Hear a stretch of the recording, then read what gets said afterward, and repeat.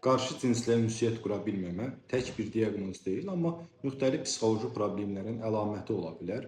Ən çox rast gəlinən səbəblər isə bunlardır. Birincisi sosial fobiyadır, yəni sosial anksiyeta pozuntusudur. İnsan sosial vəziyyətlərdə, xüsusilə də qarşı cinslə ünsiyyətdə güclü narahatlıq keçirdir, tərləmə, ürək döyünmə, səhv danışmaq qorxusu yaşayır. Digər bir səbəbi aşağı özünə dəyər və özünə güvənsizlikdir.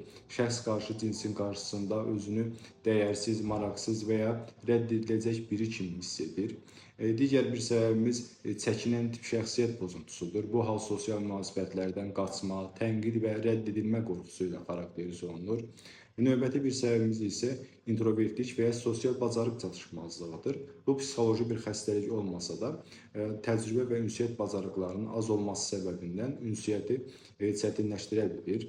Həmçinin travmatik təcrübələr, yəni keçmişdə rədd edilmə, lağ edilmə, ailə tərbiyəsi və ya neqativ münasibətlər nəticəsində qarşı cinslə yaxınlaşmada qorxu formalaşa bilər.